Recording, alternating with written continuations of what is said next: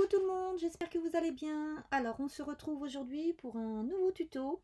On va réaliser encore une petite pochette cadeau. Il n'y a pas longtemps, je vous ai proposé ces petites pochettes très faciles à faire.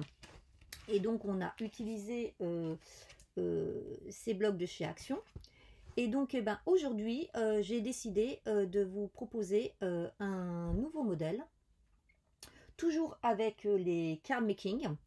Mais cette fois, au niveau de la structure, on va utiliser autre chose. Donc, si ce petit tuto vous intéresse, je vous invite, comme d'habitude, à regarder la suite.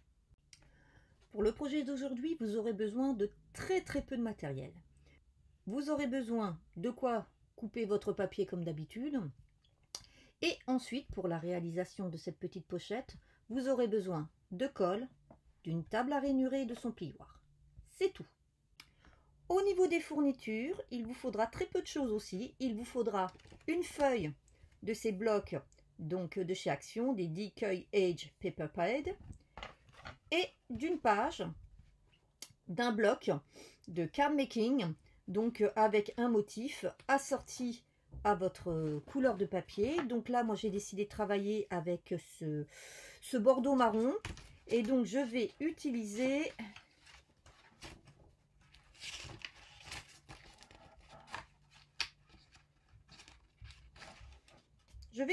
cette page. Je pense qu'elle va bien ressortir. Voilà.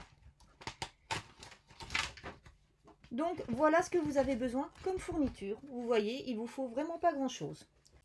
Avant de procéder au marquage de nos plis, on va venir recouper ce morceau. En fait, c'est une bande qui fait 30 cm de long, et donc je ne veux en conserver que 27 cm. Donc vous allez venir depuis le côté qui est droit, retirer 3 cm. Voilà, donc il vous faut 27 cm. Une fois que ça c'est fait, vous allez pouvoir marquer vos plis. Donc maintenant, on va venir faire nos marques de plis, et on va venir les faire à partir du bord qui est droit. On va venir faire un premier pli à 10,5 et un second pli à 21. Et c'est tout. Maintenant, on écrase nos plis.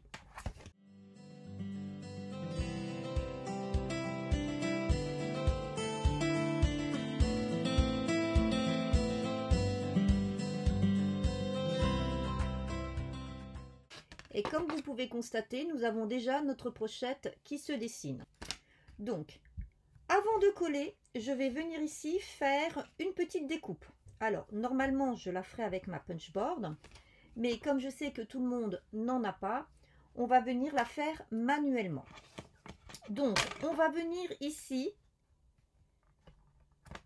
tracer une ligne à l'intérieur à 2 cm depuis le haut. Alors, par contre, n'appuyez pas trop sur votre crayon de papier, faites ça légèrement parce qu'on viendra ensuite gommer. Ensuite, ici, je vais faire une marque à 5 cm sur en haut, et ici, je vais en faire une à 7 cm en bas. Je vais venir rejoindre ces deux points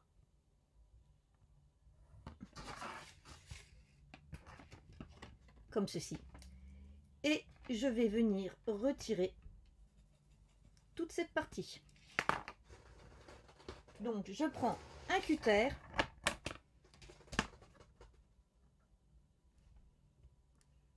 et je coupe.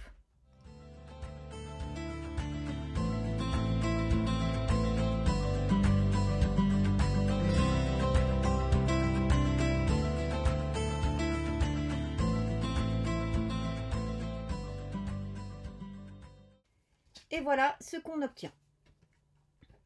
Donc maintenant, il ne me reste plus qu'à mettre de la colle sur mon côté droit et gauche à partir donc de la partie qui a été découpée.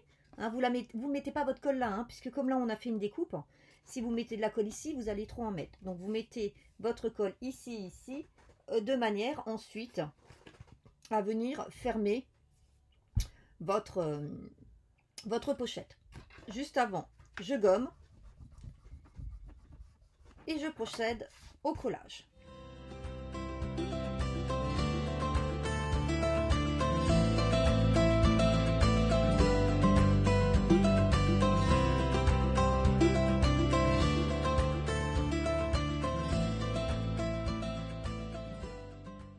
Voilà, ma petite pochette est réalisée.